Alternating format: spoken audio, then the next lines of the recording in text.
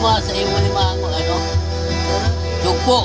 Lapit mga kaibigan at makinig kayo. Hoy may dala-dalang balita galing sa bayan ko. Nais kong ipamahagi ang mga kwento, ang mga pangyayari na gaganap sa lupa ng pinangalan.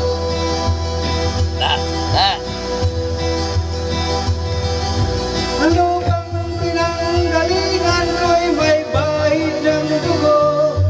May mga lorong di makalimutan sa haulang ginto. May mga punong walang dahon, mga pusong di makakibo sa mga pangyayari na gaganap sa lupang pinangalan.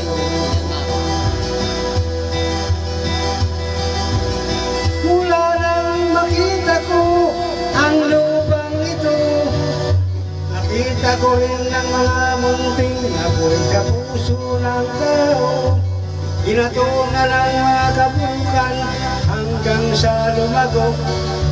Ngayon ay puso'y may takot sa lupang pinangalan.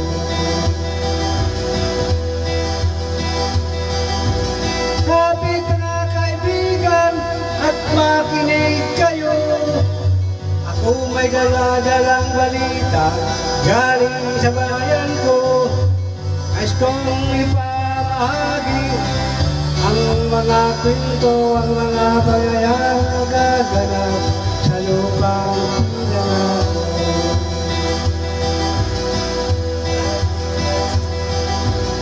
At dati-dati ang mga bukid ay kulay ginto.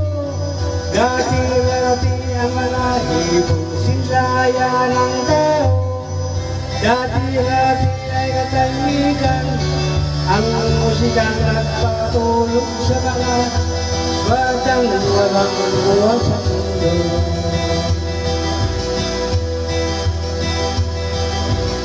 Ilang lupang pinangako ay nagsusumamo. Patakan mo ng luha ako'y sa kanyang puso. Dito ang mga sigaw ng mga puso ng tao o ng gabi. Ang sa'yo.